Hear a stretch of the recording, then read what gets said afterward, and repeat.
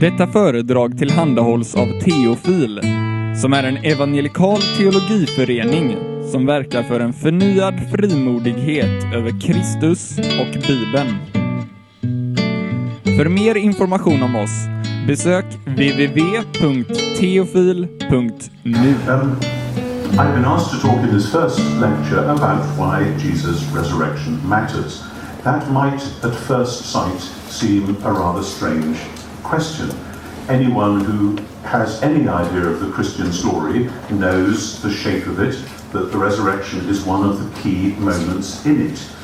And yet I suspect that many Christians in today's Western world, and certainly many non-Christians in today's Western world, do not have as sharp and clear an idea as they might do of why it in fact matters. I'm going to suggest that in fact the resurrection sits, as it were, at the intersection of cultures, both in the ancient world and in today's world, and that if we really understand what's going on with Jesus' resurrection, we will see not only some quite important things about the nature of Christian faith from the beginning, but also some very important things about the way in which Christian faith should be, as it were, confronting the world today. I will say a little about that at the end of this lecture, and then there will be considerably more in one or other of the lectures tomorrow. Of course, many of you know the text from 1 Corinthians chapter 15, where Paul says, if the Messiah is not raised, your faith is futile and you are still in your sins. In other words, if there is no resurrection, if Jesus is not raised, then the whole of Christianity is based on a mistake. That seems very clear in 1 Corinthians 15, but it is often misunderstood because resurrection itself is misunderstood. However, it is obvious if you stop to think about it that Easter, the resurrection of Jesus, is absolutely central to the Christian faith. In my culture, and perhaps yours, I don't know, Christmas has displaced Easter as the primary Christian festival. People think of Christmas and carol services and all that happens around Christmas as the specifically big Christian festival, and then at Easter maybe people are on holiday, they may be aware that some people send cards to each other, some people give their children Easter eggs, chocolate eggs, and other little toys for Easter, but this is trivial in terms of our culture and society compared with Christmas. And so people often imagine that Christmas is what the Christian faith is really all about, and that Easter is a kind of a pleasant diversion 1/3 of the way through the year as you go around the cycle. However, if you look at the New Testament, you would get a totally different view, because if you were to take out the Christmas stories, you would lose Matthew and Luke chapters 1 and 2, but not a lot else. One verse in Galatians, a hint at the beginning of Romans, one or two little bits here and there, but basically very little is made of the birth of Jesus in the New Testament and then on into the Apostolic Fathers and the 2nd century Fathers. But if you imagine taking out the story of Easter and the fact of Jesus' resurrection, then the whole thing falls apart. Because if you didn't have the resurrection narratives at the end of the gospel stories, and I shall be talking about that particularly in the university this afternoon, if you didn't have those resurrection stories at the end, the gospel story as a whole would mean something quite different. You will be aware when you are reading a novel or a short story that what happens in the last bit determines how you will then understand the whole of the narrative. And sometimes in a short story particularly, the writer makes something happen at the very end which forces you to look back through the whole story and realize that you had not quite understood it, but now you see it with a new eye. That is obviously the case with detective novels, where the writer deliberately disguises what has actually happened until the denouement, when the detective finally names the murderer at the end. But certainly with the Gospels, if there were no resurrection stories, it would not simply be that the books were slightly shorter than they are at the moment. the whole story would mean something very different. And then when we come to Paul, of course, you could take, as I say, the hints of Jesus' birth out, a little verse here, a half a verse there, but if you tried to take the resurrection out, you would find that Paul's theology would crumble to dust in your hands. And book after book, Acts, 1 Peter, even Hebrews, some people have thought that the resurrection is not particularly important to Hebrews, but some recent scholars have argued very strongly that in fact it is presupposed and vital throughout. And resurrection, and the book of Revelation and so on, and Clement and Ignatius and so on through. Resurrection is hugely important in the early Christian world. But I suspect that if we were to ask many Christians today why the resurrection is important, they might not come up with the same answers that people in the first century might have come up with. For many Christians, the resurrection is important because it demonstrates that there is, after all, life after death. That has been a major question in the modern world, as it was for many people in the ancient world. Again, many folk in the last 200 years have a rather odd idea that before the modern period, everyone basically believed in some sort of superstition about life after death or whatever, and that it is only we, with our modern science, who have questioned that. And so many Christians believing in a life after death assume that that is one of the major questions that they must address, and that Jesus' resurrection helps them address it. The problem with that is multiple. Yes, there is a life after death, but Jesus' resurrection was not exactly the sort of life after death that people now regularly believe in. After all, Jesus was dead for a certain period, according to the story, from the middle of the afternoon on Good Friday to sometime on the morning of Easter Sunday. So his life after death was whatever he was, wherever he was, on Holy Saturday, between Good Friday and Easter. Easter, as I've said again and again, and it for some reason confuses people, Easter is not about life after death, it is about life after death. Would you like me to say that again? Easter is not about life after death, it is about life after death. In other words, right from the beginning, the word resurrection and the resurrection belief of the early Christians was not about a one-stage post-mortem reality, but about a two-stage post-mortem reality. And as I shall be saying tomorrow morning, sorry, I shall stop giving these foretastes of things, but I'm just aware that there is a sequence of lectures here. But in the Jewish world, and also in the pagan world, the word resurrection, the Greek word anastasis and its cognates, never referred to something, a state of being which would follow immediately upon death, but always referred to a new sort of bodily life after a time of being dead. When pagans discussed that, as from time to time they did, you can see it in Pliny, you can see it in Aeschylus, you can see it in Homer even. They know that resurrection means somebody who was dead for a period of time now being bodily alive again. The pagans, of course, all deny that. There is the one extraordinary story in one of the old dramas in which Hercules actually rescues Alcestis, the heroine of one of Sophocles' plays, from the dead. Euripides, sorry. Alcestis was dead and is brought back to life, but the story is clearly and is known to be a myth in the sense of, wouldn't it be wonderful if this sort of thing happened? Hercules actually defeats the monster called Death, but it's a nice fantasy which in fact nobody in the pagan world believed in. And many in the pagan world of antiquity, just like many in the secular world today, affirm that there is no life at all after death. the Epicureans in the ancient pagan world, and as far as we can tell, some at least of the Sadducees in the ancient Jewish world believed that when you die, that's it. Your body dissolves, your personality, if there is a soul, your soul, whatever you are, goes off into the elements of the rest of the universe.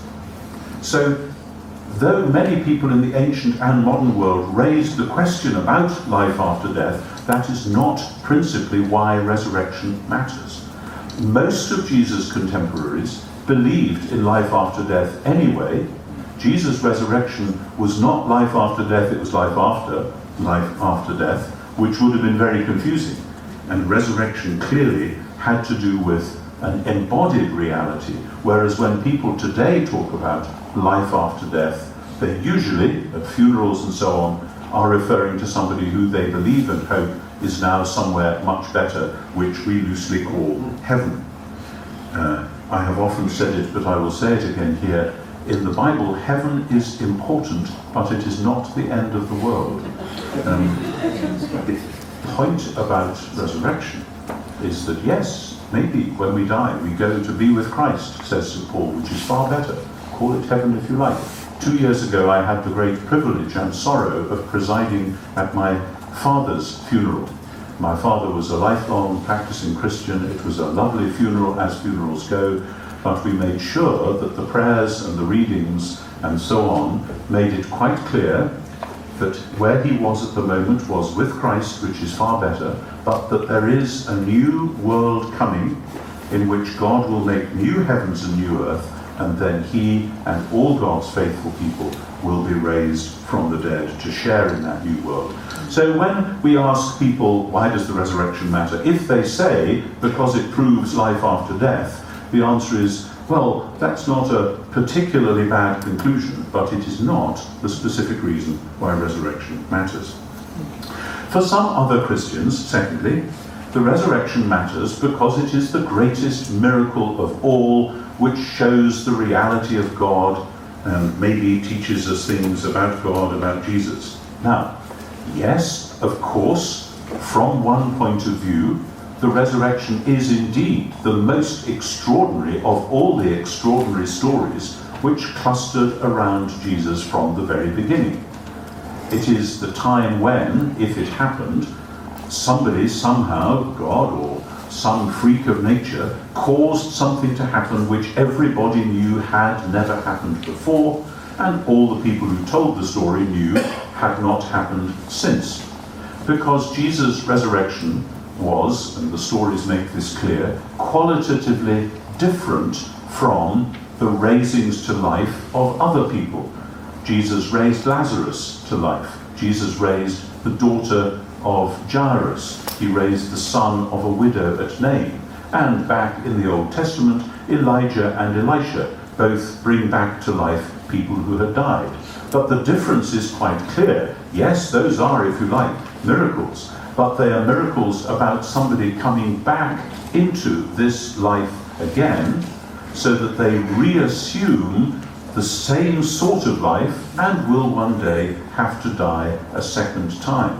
But from the very beginning, it was clear that the resurrection of Jesus was a different sort of thing, because Jesus had gone not into death and back again, but into death and somehow on, through, and out the other side into a new sort of life. That, at least, is what the stories seem to be saying. So is that a miracle? Well, yes and no. The word miracle has been a problem in our culture. I shall say more about this in a minute, but ever since the Enlightenment in the Western world, people have assumed a worldview in which God is a long way away and does not normally intervene in the world. Indeed, for many thinkers, including many would-be Christian thinkers, even to imagine God's intervention would be a category mistake. When I was first studying theology, some of the teachers in the university where I was were quite clear on that point, that God would not intervene in the world because that would be a nonsense of some sort. The problem with that is that then Christians have often responded and said, but God does do miracles, but they have affirmed that within the same framework of a normally absent God who sometimes reaches in and does strange things and then goes away again. But that is not the biblical picture of God and the world. The biblical picture of God and the world, from Genesis right on through, is focused in Judaism on the temple. And the temple was, for the Jews, the place where heaven and earth met and overlapped and interlocked. Heaven and earth were not separated from one another. That is the philosophy called Epicureanism, or the modern version of it we have called deism. But in the Bible, heaven and earth, God's space and our space, if you like, were supposed to work together, to mesh together. No doubt that is a very strange idea. No doubt if it's true, it will take a lot of working out and is quite difficult actually to live with. But if the word miracle suggests to you a cosmology with a God who is a long way away and only occasionally reaches down to act in the world, then even if you affirm the word miracle, you are in danger of affirming the wrong view of God and the world. So that's the second problem. If people say the resurrection matters because it is the great miracle, fine, but if by that they are simply leaving intact a model of the universe in which God and the world are separate, then that has to be challenged. At perhaps a more trivial level, but it's still important, I sometimes find, thirdly, that when people say the resurrection matters, it's because, for them, it matters to prove the truth of the Bible. Now, the word truth is itself contested in our day, and I'm not going to get into that subject just at the moment, so you can ask me about it if you like. I do have, myself, a high view of Scripture, that there is something very odd about saying that the importance of the resurrection is that it proves the Bible to be true, as though that were the ultimate goal of a theological enterprise, when surely the point about the Bible is that that's the book through which we discover the truth of other things. In other words, to say the resurrection matters because it somehow demonstrates the truth of Scripture is maybe to exhibit a nervous sort of Protestantism in which we want to cling on to and shore up the Bible because the authority of the Bible has had a particularly powerful and important and valuable symbolic role in many of our churches for many hundreds of years. So it seems to me that that is putting things the wrong way round.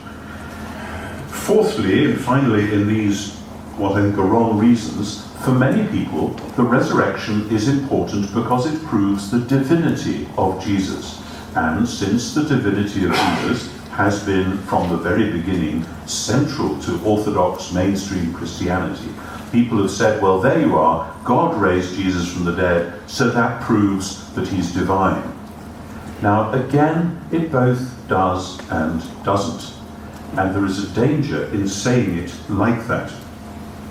The divinity of Jesus, in which I very firmly believe, does not mean quite what many people in the modern world, including many Christians, suppose. Because again, if you start with a view of God, which is the deist or Epicurean view of God, and then you say, do you or don't you believe in the divinity of Jesus, what you sometimes end up with is Jesus as somebody from totally outside, Jesus as this miraculous, strange, angelic figure floating around with his feet not really touching the ground, and so that though he only seemed to be human, etc., he wasn't really. That is a problem, actually, a heresy which goes right back to the second generation of the church, Docetism, the idea that he only seemed to be human, but wasn't really. And there are many modern Christians, I fear, who fall into that trap because their cosmology, their view of God and the world, forces them into it, and they don't realize that it is the cosmology itself that needs to be challenged. In fact, the connection between the resurrection of Jesus and his divinity is much more subtle than that. I shall be talking about that later today and then a bit tomorrow. But look at it like this. Supposing 3 days after they were crucified, Jesus and these two brigands who were crucified along with him, supposing one or other of those brigands had been found to be thoroughly bodily alive again after a couple of days of being very thoroughly dead, would people have said that that person was then divine, the second person of the Trinity, the Saviour of the world? Pretty certainly not. What the resurrection demonstrates about Jesus, first and foremost, is something which was at least implicit in his life before he was crucified. Resurrection by itself doesn't demonstrate that.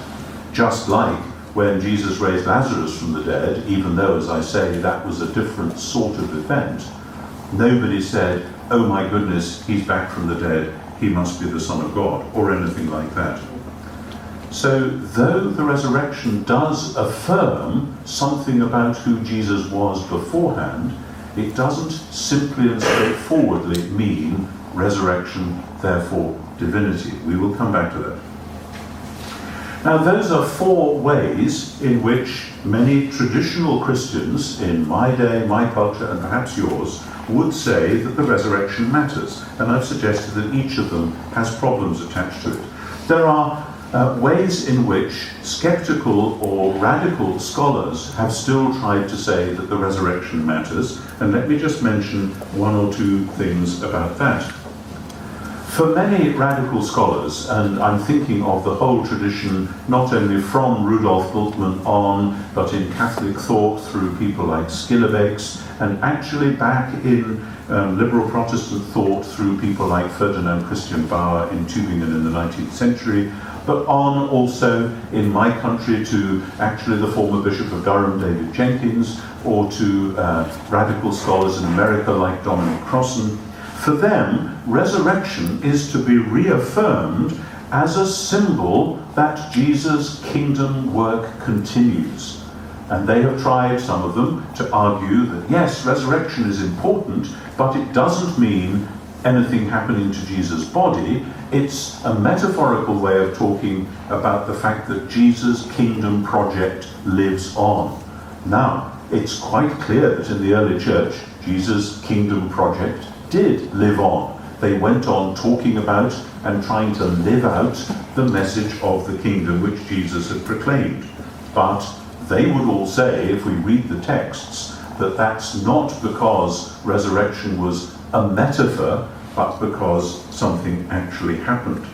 Likewise, people have said, Skilebek says this in particular, that the early disciples believed that somehow, even though Jesus was dead, God was still with them, and, Skilebek's added, that God had forgiven them for abandoning Jesus. And, says Skilebek's, it was that sense of God's surprising presence with them and of God's forgiving love for them, it was that sense which they then turned into strange stories about Jesus being raised from the dead, and that therefore, of course, it mattered.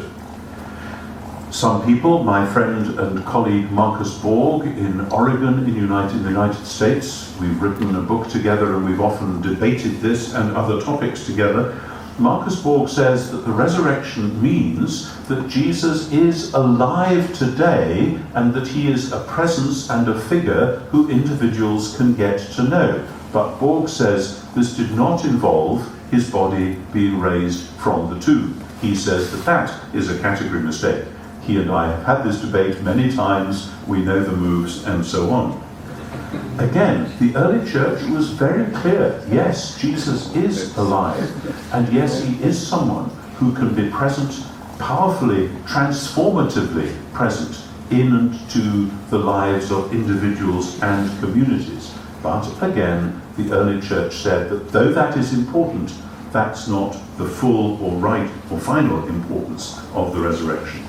And that translates into another way that people have said that resurrection is really about the transformation of our lives. An English theologian called Harry Williams wrote a book called True Resurrection, a generation ago, in which he rather put to one side the question of whether anything happened on the first Easter morning, because he said the true resurrection, which really matters, is the transformation of individuals and of communities into being a different sort of people, holy people, witnessing people, loving people, humble people, etc. Now, I want to say, being holy, being spiritual, being prayerful, being loving, being wise, all of those things matter enormously, and yes, the New Testament connects them to the resurrection of Jesus, but they too are not the reason why the resurrection really matters. What then is the reason? Let's be quite clear once more that the meaning of the word resurrection in the first century was not vague or abstract. It was not about life after death. It specifically was not a way of talking about somebody having physically died but their soul now being somewhere else. It was a way really of cutting across that sort of idea, which was very popular and widespread in the ancient world as it is in the modern. I was saying to somebody in the car yesterday, I came upon a book, a coffee table book, a nice illustrated, sort of cheerfully presented book about the meanings and habits of death in different cultures. I'm not sure that one really wants a coffee table book about death, but it was a well-presented thing.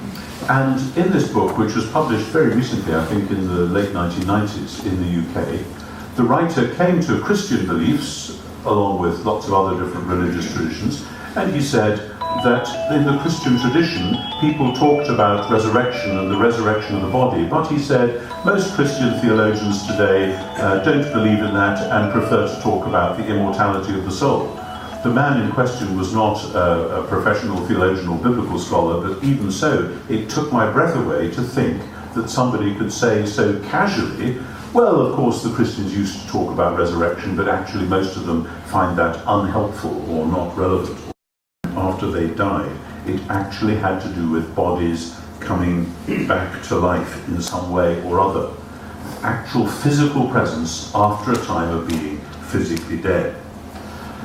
If you affirm that of Jesus, as the great tradition has until the Enlightenment has muddled it up, including muddling many Christians up, why particularly does it matter?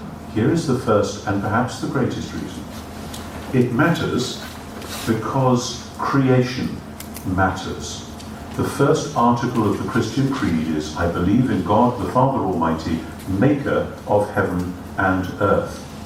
Unless you have the goodness of a good God making a good world as the foundation of your theology, then both Judaism and Christianity fall apart, as they have threatened to do at many times, particularly in the 2nd century and onwards, falling apart into some varieties of Gnosticism, that is, the vague, loose beliefs in which the present world of space, time and matter was made by a bad God, and that there is a good God who is calling you to escape this world of space, time and matter and go into a different kind of existence entirely, and as the beginning of that, this good God has secretly implanted within some people a spark of life, a different sort of life, which then must be allowed to flower fully until the day when we leave this world behind altogether. Sadly, many modern Christians have embraced various varieties of Gnosticism, often without realizing it, and have imagined that that is actually Christianity. But it isn't. Christianity is based on the good creation and on the fact that in and through Jesus, the one God has reaffirmed the goodness of creation. The resurrection matters first and foremost because it is God saying yes to creation despite everything that evil and death and corruption and decay can do. And that is ultimately the good news of the gospel. God's yes to his own creation as a result not of ignoring evil and sin and death, but of dealing with them. We'll come back to that. You can see that, by the way, in various passages in the New Testament, though it's interesting that in the post-Enlightenment world, the church has often not been quite sure what to do with them. Take Romans chapter 8, for example. I've spent half my adult life reading Romans, and Romans 8 is one of my all-time favourite texts from any culture, from any point of history. It's an amazing chapter. But the climax of that chapter, in verses 18 to 26, is all about the ultimate renewal of the created order. God will set free his whole creation from its present slavery to corruption and decay, what we loosely call entropy, to obtain the freedom of the glory of the children of God. That's really where the whole argument of Romans to that point is going. If you look at many commentaries on Romans, those commentaries will be quite detailed up to about verse 17 of Romans 8, and then they will often skip rather quickly over the bit about renewal of creation, because that isn't actually how many Western Christians have seen the doctrine of salvation. We have colluded with the view that salvation is from the world rather than for the world. For Paul, however, it is certainly for the world. You see that as well in 1 Corinthians 15 and elsewhere, where God will finally abolish death itself. Think about what that means, so that God will be all in all. Come back to the abolition of death in a moment. You see it as well, John chapter 20, verse 1. On the first day of the week, very early. Say more about this later, but in John you have a scheme whereby Jesus dies on the Friday, the 6th day of the week. On the 7th day, of course, God rests in the tomb, because that's what God does on the 7th day. And then on the first day of the week, very early. If we are reading John properly, we should know this is the 8th day. This is the beginning of new creation. That's what the stories are all about. But along with new creation, there goes also the theme of new covenant. The ancient Jews of Jesus' day, many of them anyway, and of course all generalizations about whole swathes of people like this are very dangerous, as though one were to say all British people or all Swedish people today believe that, and you could easily find some counterexamples. But many Jews of Jesus' day, for whom we have evidence, believed that they were living in a great long narrative which had yet to come to its proper resolution. The narrative was particularly focused on exile. They had gone to Babylon 500 years nearly before, but for many of them, though some of them at least had come back from Babylon, the real exile, which was a theological state, if you like, was not yet over. You can see this in the so-called post-exilic books of Ezra and Nehemiah, where both of them complain that we are slaves in our own land. And slaves, of course, for a Jew, need a new exodus, a new rescue from slavery. What's the point in coming back from Babylon if we are still ruled over by the Persians, then the Greeks, then the Egyptians, then the Syrians, and now in Jesus' day, the Romans? We are still, in that sense, in exile. Not a geographical exile, but a state of being where we are not the free people of God we should be. And they particularly highlight Daniel chapter 9, in which the prophet Daniel, whenever you think the book of Daniel was written, this is certainly how it was being read in Jesus' time, the prophet Daniel asks God in prayer how long the exile is going to last for, because Jeremiah had said it would last 70 years. An angel comes and gives Daniel the welcome and the unwelcome answer, the good news and the bad news. The good news is, yes, the exile will finally be dealt with, but the bad news is it won't be 70 years, it will be 70 weeks of years. In other words, 70 times 7 years. That's towards the end of Daniel 9. And there were lots of people in Jesus' day. We can see it in Qumran, we can see it in the book of Jubilees, we can see it in some of the later rabbis. There were lots of people in Jesus' day who were calculating when that 490-year period would be over. And the real return from exile, the real rescue, the real redemption would actually take place. What would it look like? How would you know? Well, one of the signs of that, very prominently in the book of Ezekiel, was the resurrection.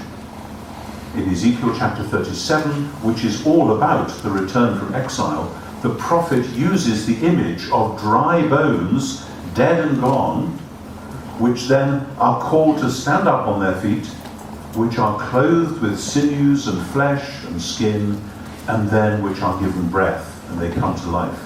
And it's clear that this is, at the time, a vivid metaphor of the real return from exile.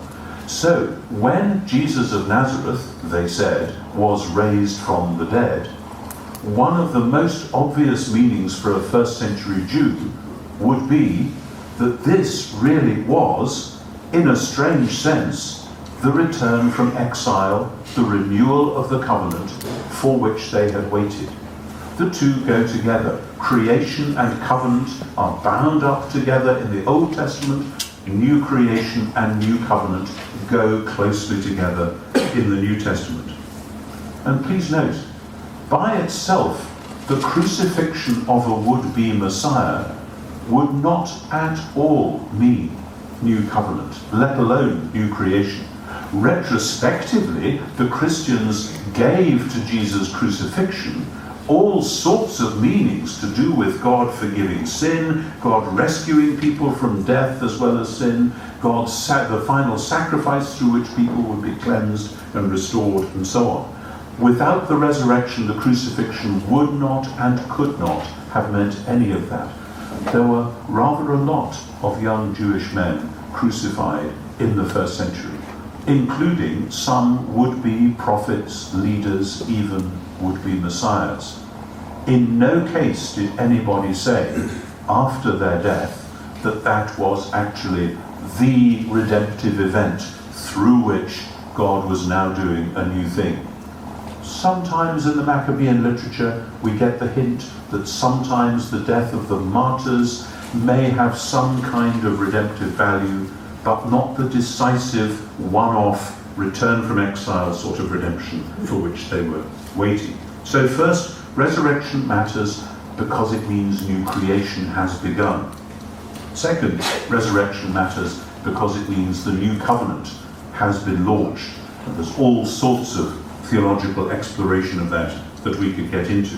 But thirdly, and nested within that, resurrection matters because it shows that forgiveness has happened. That's quite an important point to note. Forgiveness is not just something which happens to individuals when they repent and believe, though that is hugely important and central to anyone's ordinary Christian life. But as Paul says, back to where we started, if the Messiah is not raised, your faith is futile and you are still in your sins. But in fact the Messiah has been raised, which shows, and this is the point of what Paul was saying, that the cross was a victory, not a defeat. Something had happened, an event had occurred. So the resurrection matters because it gives this decisive interpretation to the cross. Not just that the cross opens the possibility of forgiveness for anyone who will believe it, though that's true as well, but that the cross has done something through which the power of sin and death has been decisively broken. And if you say to me, which you might well, that if you walk up and down the street and read the newspaper and look at the television, it doesn't look as though the power of sin and death has been decisively broken, my answer would be that the early Christians knew about the continuing state of the world just as well as we do, and probably a lot better, because life was very messy and very public for them. But they went on affirming nonetheless that in Jesus' death and resurrection the one God had done something which meant that from now on the power of sin and death was no longer what it had once been. So this leads then naturally to the next point that matters. Resurrection matters because of creation and new creation, because of return from exile and new covenant, because it means that forgiveness is now, if you like, a cosmic reality, and therefore that death has been shown up both as an enemy and as a defeated enemy. It's very interesting in some scholarly writing that I've ploughed through about belief in resurrection. People have sometimes talked quite openly about, say, the books of the Maccabees or the New Testament, interpreting death as resurrection. That is simply a lie. They were not interpreting death as resurrection. Resurrection is not a fancy way of talking about death. The point of resurrection is the declaration that death has been dealt with. One of our great poets in the English language, John Donne, sometime Dean of St. Paul's in the early 17th century, wrote famous poems, sonnets called the Holy Sonnets, and one of them is about death, and it begins, "Death, be not proud." He's wagging his finger at death and saying, "You think you're so high and mighty, but actually you've been defeated." And the last line of the poem, last two lines are, "One short sleep past, we wake eternally." There's the life after death. "One short sleep past, we wake eternally, and death shall be no more. Death, thou shalt die." Wonderful poem. I commend it to you. I don't know if it's translatable into other languages, let alone if you can translate it into Swedish, but read it in English anyway. But that's the point of 1 Corinthians 15 particularly, that the resurrection, precisely because it involves the thing that death is all about, which is the decay and corruption and de-physicalization of this person, involves that being dealt with, reversed, and more than reversed, with somebody going on through into a new sort of life, which is now beyond the reach of death. As I said, Lazarus and the others had to die again. You know, one might think how wonderful for Lazarus to be raised from the dead, and no doubt it was, but the poor chap had to go through the whole process again. Death is therefore to be recognized as an enemy, not as a gentle friend. There are some hymns which have talked about, there's a great hymn of St. Francis which has the line, "And thou, most dear and kindly death, waiting to hush our latest breath. Alleluia." Now, let me say, pastorally, that's in the hymn. Most hymn books today miss it out, but it is there in the original. Let me say, pastorally, there are many times and many cases when people are old or sick, when death does appear as a sigh of relief. That's why in our day we have the big debates, certainly in my country, about whether you call it euthanasia or assisted suicide or whatever, because there are many people for whom life has become completely unbearable, so that when they then finally die, their family will say, however sad they are, it was a merciful release. Yes, that is true. God uses even this enemy in his service as a tool of his mercy. But let's not get too romantic, as it were, about it. Death remains an enemy because it remains the denial of the goodness of something which has been there in the created order. A human death is the dissolution of an image-bearing creature.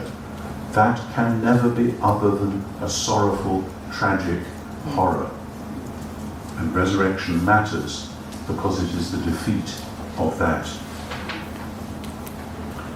Then fifthly, resurrection matters because it gives us the true shape of Christian hope. Back to where we were earlier on, life after death. I've been lecturing about the resurrection now for many years and writing about it and preaching about it. And the default position of so many Westerners, both in the church and outside it, is so strong that they see this idea for a minute and then they lapse back again. And often in the questions after a lecture on resurrection, people will look slightly puzzled and ask questions like, will there be pets in heaven, and things like that. And animals are important, but the question shows that people are still thinking that I must really have been talking about going to heaven. And I'm really not. So I say, heaven is important, but it's not the ultimate destiny. It's not the end of the world. It's what do we have in the New Testament? Think of the last great scene in the New Testament, Revelation 21 and 22. I once went to a performance of Verdi's Requiem. You probably know Verdi's wonderful Requiem. And this was a special performance because it was being staged by a ballet company as well as by singers. And we had these people on stage who were acting out what the music was saying. And in one of the wonderful bits of Requiem towards the end, the singers, as they were singing this lovely music, were each given candles and were walking slowly up ladders on either side of the stage, and they all ended up upstairs with their candles singing Requiem aeternam dona eis Domine, rest eternal give them, O Lord. And it was this wonderful picture, which is exactly what so much of Western culture has said of death being the moment when you get your candle and you go upstairs and there you'll be safe and happy forever and ever. There was a twist in the way they produced it which made it more interesting than that, but I won't, and that's another point. The last scene in the Bible is not about that at all. It is about the New Jerusalem coming down from heaven to earth so that the dwelling of God is with humans, because it is about a new heaven and a new earth, and those two being not two but one. That is why the description of the city in Revelation 21, when you look at it in its Old Testament background, is the description of an enormous Holy of Holies within, as it were, an enormous temple, this great cube. It's borrowed from temple descriptions. Therefore there is no temple in the city, because the whole city is the holy place where the living God and humans dwell together at last. It's very difficult to get that across in our culture, partly because the hymns, as even that lovely one we sang, tend to get it wrong. Many, many hymns in my culture, many which I love dearly, end up with people going off upstairs to heaven at the end, rather than with the new creation. Oh, some of them get it right, and I look forward to more being written which will do that. But this actually affects how we do funerals, it affects how we think about our burial practices, it affects all sorts of things. It actually affects the way that you do grief. Paul says in 1 Thessalonians 4, I do not want you to grieve like those who have no hope. He doesn't say, I don't want you to grieve. He says, I don't want hopeless grieving. But if the hope is simply for a disembodied immortality, in which there is all sorts of medieval imagery about clouds and harps and angels, but which for most people today doesn't really resonate terribly helpfully, then that's not nearly as easy to grieve, hopefully, as it is if you have a robust belief in new heavens and a new earth. And though the early church quickly realized, because many of the early martyrs were burnt to death, were burnt to ashes, quite deliberately, in order to try to disprove resurrection, the early church realized that not having a body anymore of any sort, no bones nor nothing, and to have had the ashes scattered into a river, that didn't stop the belief that God could give people a new body. Though they did come to that view, so there's nothing wrong in that sense with cremation. Nevertheless, in my culture at least, the way cremation is now thought of and spoken of regularly reflects a kind of fuzzy romantic Buddhism rather than anything robust and Christian.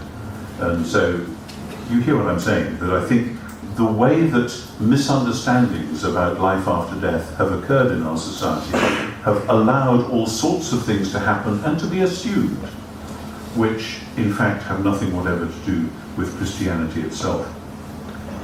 And then, and perhaps this ties in with the other things I've been saying, Theologically, resurrection matters because it is the point where the two great affirmations about God meet. And this was so in the early church fathers, and it was so in the early rabbis, interestingly as well. Not only creation, but judgment come together in resurrection. And judgment in this sense, not in the sense of God being just angry with everybody and determined to smash everybody into little pieces. Rather the sense of judgment we find in the Psalms, like Psalm 96 and 98, where the whole creation will celebrate because God is coming to judge the world. What does that mean? The creation isn't celebrating because God's going to come and set it on fire and destroy it. No, God is coming to sort it all out.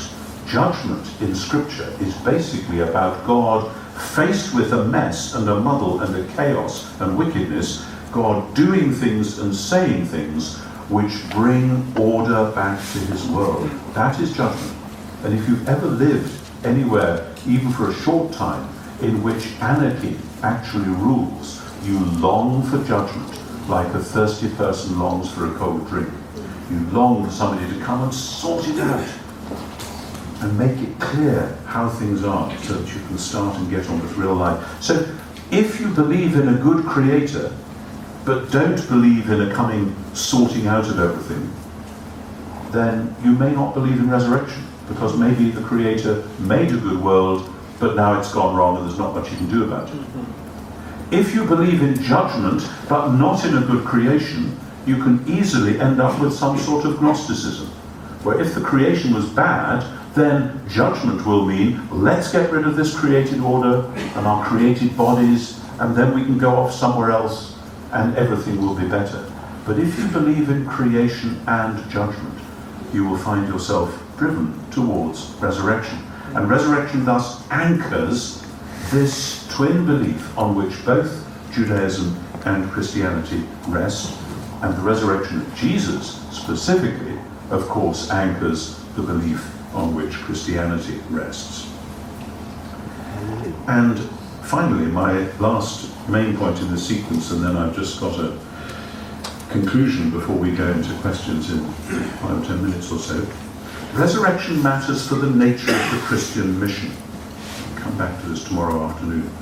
Resurrection matters for the nature of the Christian mission.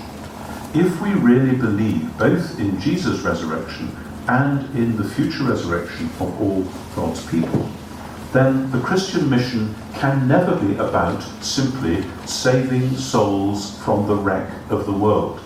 Often, yes, the wreck of the world is very clear, and the wreck of human beings is very clear, and people do need to be rescued from that, and that does involve an internal personal transformation, which one can describe in a variety of ways. All of that matters. Some people have imagined that if you go in the direction I'm going, you lose the importance of personal conversion or spirituality or personal future hope. You certainly don't. You rather contextualize it more firmly within its New Testament anchorage. But the point about the resurrection is both that there is a much more solid future hope to which people are called than we've realized, but that hope has already begun. The resurrection of Jesus means that something has happened in the created order as a result of which the world is now a different place. One of the most extraordinary verses anywhere in Paul is when he says in Colossians 1 that the gospel has already been preached to every creature under heaven. Now, Paul's only been on the road for 15 or 20 years by this stage, and he knows perfectly well that there are plenty of people, even in Ephesus, let alone in the wild lands beyond, to the north and the east, who haven't physically heard with their human ears the message about Jesus. But he doesn't even say the gospel's been preached to every human. He says it's been preached to every creature. What can that possibly mean? Well, from Colossians 1:15 through 20, that amazing poem which comes earlier in the chapter, we know that God, the one God of Jewish monotheism, made all things in and through and for the Messiah, Jesus Christ, and has reconciled all things in and through and for the Messiah, Jesus Christ. And it looks as though Colossians 1 is saying, in our language, that when Jesus was raised from the dead, a kind of cosmic shockwave went through creation. So that even though many human beings haven't yet heard this good news, there is a sense in which, when my students say there is a sense in which, I say, wait till you've figured out what the sense is and then tell me, because otherwise this becomes a way of just not thinking it through. But this is such a mysterious point that I think we simply have to say there is a sense in which the world is now a different place and knows in its bones that its creator has begun dramatically, decisively begun the work of its restoration. So when we find in John 20, in Matthew 28, in many other passages, the disciples commissioned by the risen Lord to go into all the world, as the Father sent me, so I send you, and so on and so on. There, we are not seeing people being asked to go and do a kind of mission impossible, persuading people that this strange young Jew who has just died and something's happened to him is in fact the Lord of the world, even though it doesn't make much sense. They go into a world which has already been summoned by its creator to give him its allegiance. Christian mission begins with the resurrection, because the resurrection of Jesus provides the ontological ground for the work of the church. That's why in the last generation in my country, it has been so tragic to see so many people who for very good reasons have devoted themselves to working with the poor, to working with the homeless, to working for justice in the third world, etc., but who have imagined that in order to give themselves to that task, they must sit lightly to doctrines like incarnation, atonement, and particularly resurrection, as though they were kind of escapist doctrines about a privatized personal salvation, which you had to park somewhere else in order to get on with the contemporary work of the church in the world. No, the resurrection is the foundation of the mission of the church to the world, because it is the very beginning of that transformation which God has promised will happen ultimately and will happen penultimately through the work of the church. And I will say more in the conclusion. How and why and where this matters in terms of where we are in our Western culture. Again, the Enlightenment. And when I speak about the Enlightenment critically, let me be quite clear. I do not think the Enlightenment was an unmitigated disaster. To look no further, I am intending to get some dentistry done in my mouth in the next few weeks, and I would not like to be operated on by a pre-modern dentist, or a postmodern one for that matter. I want the full blessings of post-Enlightenment scientific modernity, thank you very much.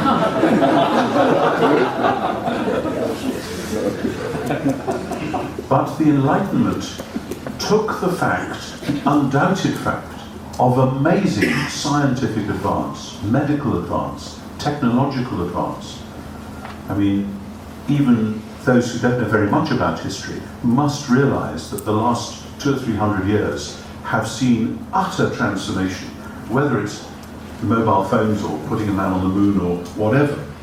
Extraordinary transformations have happened and are happening scientifically. But the Enlightenment narrative took that undoubted fact and turned it into something very different, a story about how we in the modern West had progressed in every other way as well, so that we had now got a kind of effortless superiority over the rest of the world, indeed a sort of exceptionalism. The present fad in some quarters for American exceptionalism is simply the sharp edge of the larger narrative of Enlightenment exceptionalism, where the nations of the Enlightenment have been encouraged, it's in our bloodstream, to look at the rest of the world rather pityingly, the third world we call it, or the second world, or whatever. And the result of that is that we have told a narrative in which world history reached its climax in the 18th century in Europe and America, and now we must simply implement all the wonderful progressive ideas and ideals that have been coming at us ever since. The trouble with that, from a Christian point of view, is that the Christian message is then downgraded to form one religion within that larger narrative. Indeed, calling Christianity a religion at all is a bit of an ambiguous thing. But within the Enlightenment world, oh yes, there's still a place for religion, because God is upstairs, we're downstairs, we now know how to run the world down here. This is how the story goes, with our technology and our new democracies and all the rest of it. And so we are going to create an earthly paradise, and if you want a heavenly paradise, then you can escape to the God upstairs in your private spirituality in the present, and your hope for a blissful, non-spatio-temporal immortality in the future. And many Christians and many churches have gone along for the ride, have colluded with that shrunken vision of the gospel, which leaves the church with no political critique, never mind anything else, with no real social agenda. And then when people do come up with a political critique or a social agenda, the Christians who are very keen on their relationship with this distant God say, you're missing the point, you're secularizing the gospel. The answer is that it's the Enlightenment which has split our world apart, and we ought to be heaven and earth people with the resurrection as the anchor of that. So the narratives of modernity offer an alternative eschatology to the narrative of the gospel. Modernity says world history reached its climax in Europe and America in the 18th century. The gospel says world history reached its climax when Jesus of Nazareth came out of the tomb on Easter morning. And if that seems counterintuitive, that is largely because we have been so soaked in that Enlightenment narrative that we instinctively lurch back to it, and then even often are tempted to say that Christianity has been part of the problem rather than part of the solution. Many people will tell us that even if we don't hear it in our own heads. Not to put too fine a point upon it, as the early Christians saw quite soon, if Jesus is raised from the dead and is the Messiah of Israel, he is the Lord of the world, and that means that Caesar is not, whoever Caesar may be, in the muddled world of post-Enlightenment. And particularly, if Jesus is raised from the dead, then the vision of Isaiah has started to come true, that under the rule of the Messiah will be a time of peace, which will end up with the earth being full of the knowledge of the Lord as the waters cover the sea. The Enlightenment tries to get that vision and constantly fails, and then can't understand why it fails, and tells the same story again in the hope that it'll work this time. It's precisely what we've been doing with the Arab Spring. Yeah, we know the narrative, you get rid of those silly old tyrants, and then democracy and peace and love will automatically flourish. We are starting to realize that our narratives have let us down. That's because they were always a self-serving myth in the first place. It's time to put the resurrection back where it belongs, as the thing which matters, because it is the fulcrum of world history. I've spoken for too long, I'm sorry, but there is now time, maybe 20 minutes or so, is that right, for questions? So it might be a good idea, you've been sitting very patiently, but let's say, if you take a minute or two and turn to your neighbour and buzz for a bit and say what you've been puzzled about or what you found startling or heretical or whatever, and then we can take some questions in a minute. Who would like to ask a question? Yeah, somebody right at the back.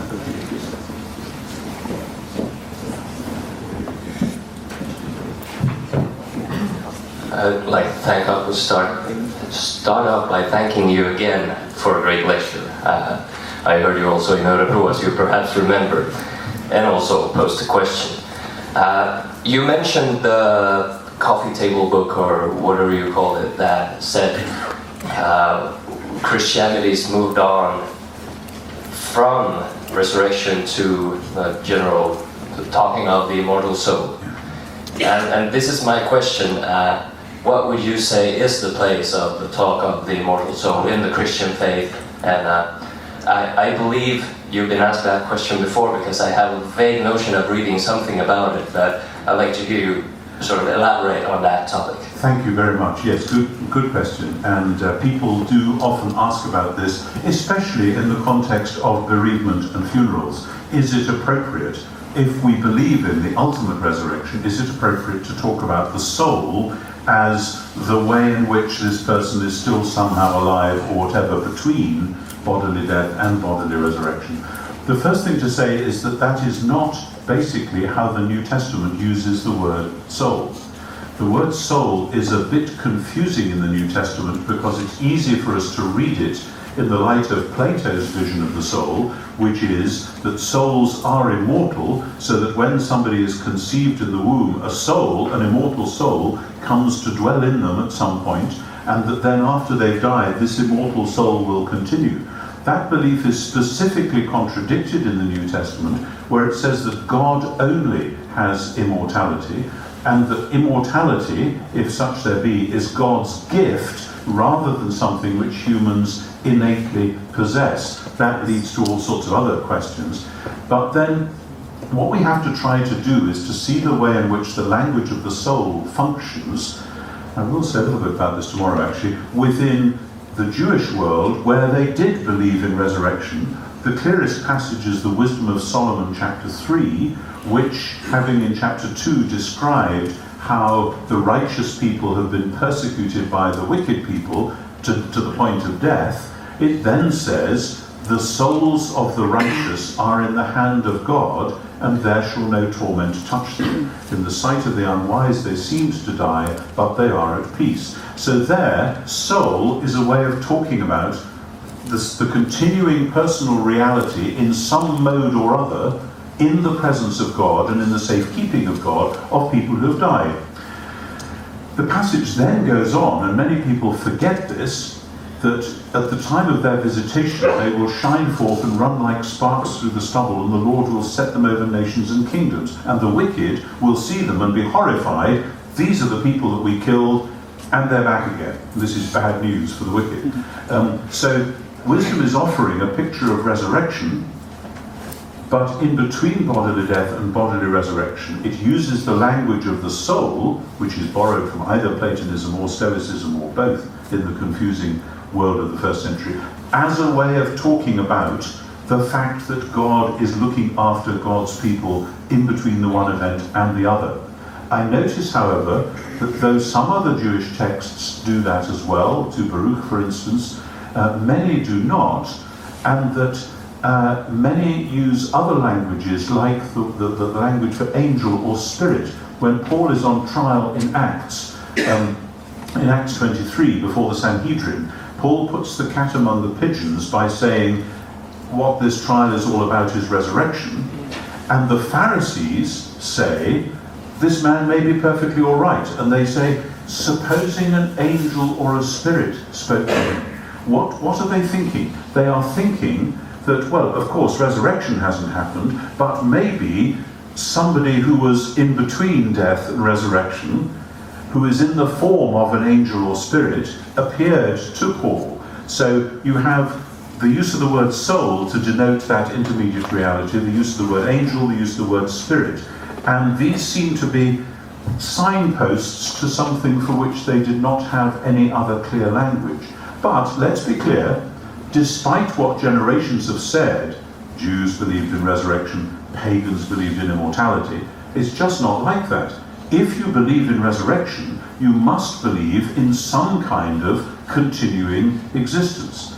Even if you say that you are asleep during that period, as some theologians have, mistaking, I think, the biblical metaphor sleep for something as though that was more of a reality.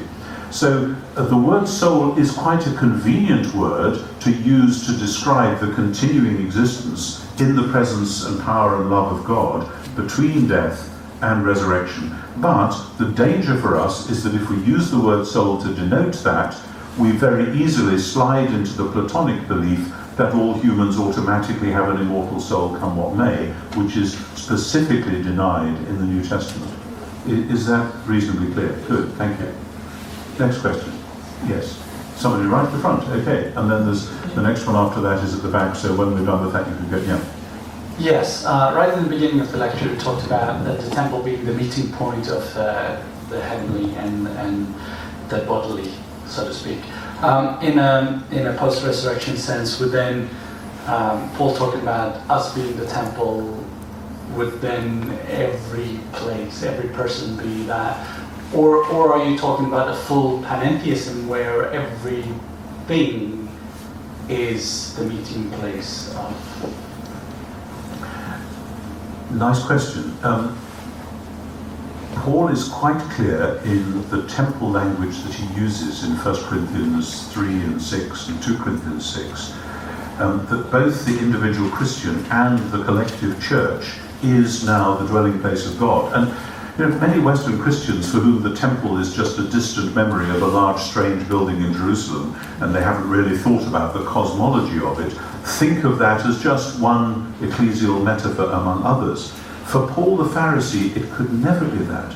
Paul knew perfectly well what the temple was and meant, and he really does mean, and actually it's not only those passages.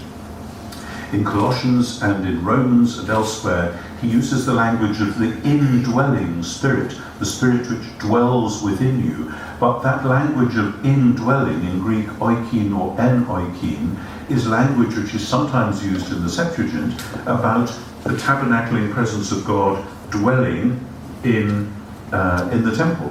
And likewise, when Jesus in the farewell discourses is talking about the Spirit, the language he's using of the one who dwells in you and will be in you is also, as you would expect in John, temple imagery. So this is why I would say that the Greek Orthodox, or the Orthodox churches in general, have hung on to something which the Western churches have often lost. If you really believe in the Holy Spirit, you must really believe in the living presence of the living God in each Christian and in the church as a whole. That, however, does not lead to panentheism. It's interesting, when Paul says that God will be all in all, that I think is picking up that image I quoted from Isaiah 11 or Habakkuk 2, that the earth shall be full of the knowledge of the Lord, or in Habakkuk the knowledge of the glory of the Lord, as the waters cover the sea, which is, as I've often said, a scary thought. How do the waters cover the sea? The waters are the sea. It is said, but this is not panentheism. It is what you might call theenpanism, God in all rather than all in God. But it is, here's a lovely technical phrase for you, translate this into Swedish if you dare. It is eschatological theenpanism. One more time. Eschatological theenpanism, i.e., at the end, God will be all in all. Look at it like this. In the Bible, God makes a world that is other than himself.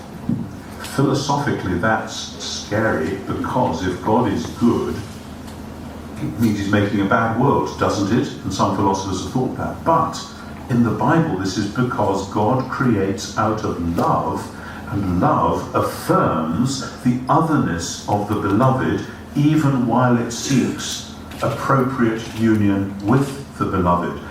Thus, God makes a world that is other than God, loves a world into existence, in order that, without stopping the world being itself, he can appropriately come and fill it with himself. And I think that's what's going on in Romans 8 as well. So the temple image points to all of that, I think. Yeah, next question, right at the back there again. Yes, you invited us to, or I heard the invitation, so please talk more about the topic of truth, and especially in academic setting as a doctoral student in theology, and when I have presented, for example, your epistemology of love to my professors, they think it's not a good standing point. Well, fine. I would love to meet your professors and have that conversation with them. I mean, this is not my own central expertise, but I've thought quite a lot about it. And I thought particularly about the notion of truth in John's Gospel, where it plays a striking role, as it does also in Paul, but in John it's very important. And it seems to me we have, as usual, got ourselves snagged on some problems in the Western world because the Enlightenment particularly focused on, if you like, factual truth or scientific truth, the sort of truth that you can measure and assess with scientific methods, or indeed economic truth. In other words, how much money have I got in my bank, and you either have this money or you don't. And so truth simply as correspondence with reality on a one-for-one basis. However, most human beings who have used the language of truth down the years have used it in much more interesting ways than that, including relational truth and the truth about beauty. I know that the Romantic movement tended to align truth and beauty. Beauty is truth, truth, beauty, said Keats, wasn't it? That tends to collapse things because then it becomes subjective. So that the first one becomes too objective. The truth is simply the way things are, and if you can't see it, you just haven't learnt to do mathematics or whatever. And then truth as what is true for me. And this is the great divide between modernity and postmodernity. Modernity says it's just like that, get used to it, and we're just observers from a distance. And postmodernity says the only truth that matters is my truth. It's actually much easier to be a postmodernist if you're in a comfortable Western country. I don't think there are many postmodernists in Syria right now, because a lot of people who believe in their truth, but their truth is denied by bombs and bullets and barbed wire. So that's the puzzle of truth. And it seems to me rather we should explore with the New Testament a different sort of possibility, that precisely if we believe in new creation, if we believe in the resurrection, then the resurrection ultimately becomes the new epistemological starting point. And what that means is that there is a sort of correspondence, but the correspondence is with new creation. And this does not mean a private world, because it is precisely new creation. It is the renewal of creation. But because God's creation and then new creation are, yes, the objects of, or the results of his love, and because our task is to be people in and for and of new creation, then when we speak words which bring about new creation, we are speaking truth, not because it corresponds in a static way to something which is, but because as well as that, it actually brings into being the new reality which is God's reality. And that is the act of love. That when somebody makes wise judgments through which the world is healed, when somebody discovers a new chemical formula which enables some disease to be healed, they are bringing into being a bit of new creation. And it seems to me, therefore, the concept of truth has to be seen as a function of the vocation of humans in relation to new creation.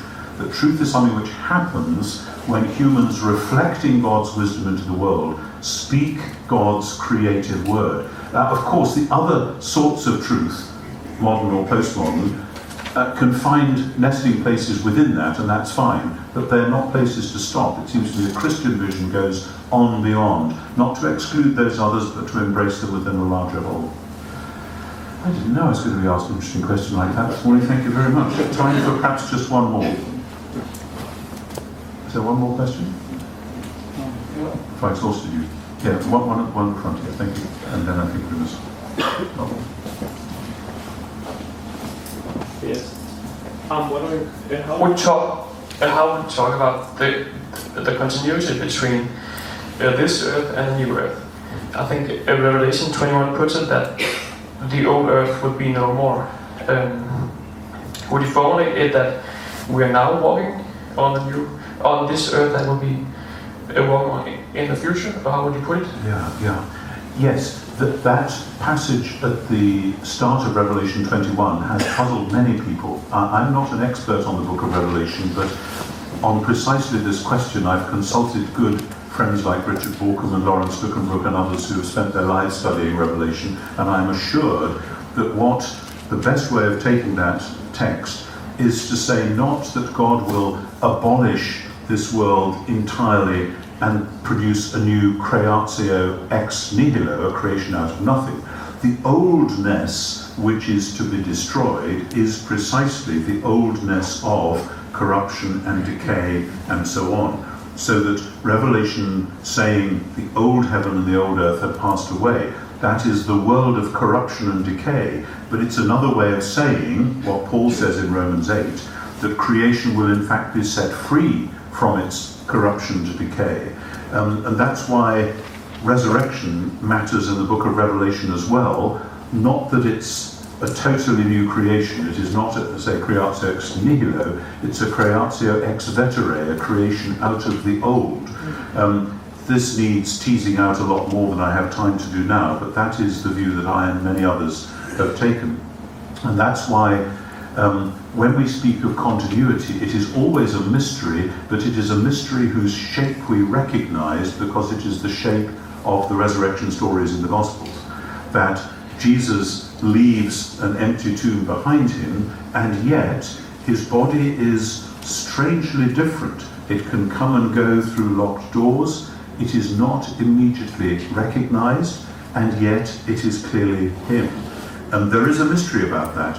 And since that is the only solid example of the thing that we're talking about, it's difficult to go too far down the road of saying exactly how continuity and discontinuity will work, especially because, as I said, the resurrection belief from the beginning included the belief that if somebody's body had been totally burned and dissolved and thrown away to the winds, God would give them a body.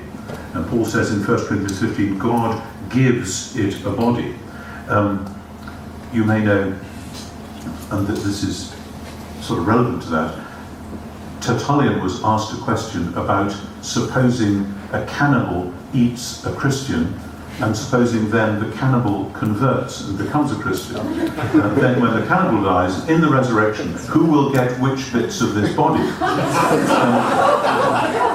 And actually, people ask the rabbis that sort of question as well. It's rather like the question they asked Jesus about the woman who had 7 husbands and so on. And Tertullian basically says, "Oh, do shut up and go away." There are better answers than that. Origen gave the answer, which I first met in C.S. Lewis, but it was there in Origen already, that our bodies are in any case in a state of flux. The complete molecular atomic kit of our bodies changes roughly every 7 years. It's not just fingernails and hair that fall off or cut off or whatever, that the whole thing is changing and is in a state of flux together with the rest of the physical world. And so, in other words, it's not a big deal to get the same molecules back. You trust that God will recreate the real you. Now, if God wants to use the bones that are lying in the churchyard to recreate that particular person, fine. But it's clear from early on in the Christian tradition that God doesn't have to do that. Therefore, continuity, yes. Discontinuity, yes. How they work together, we don't have any very clear models. But the critical thing is we must not allow the vision of new creation to make us dualists about the old one and say that therefore the old one doesn't matter. Because resurrection is the reaffirmation of the goodness of creation. It's time to pause. You're going to have lunch. I'm going to go somewhere else and have lunch. And I shall see you, God willing, this afternoon. Thank you.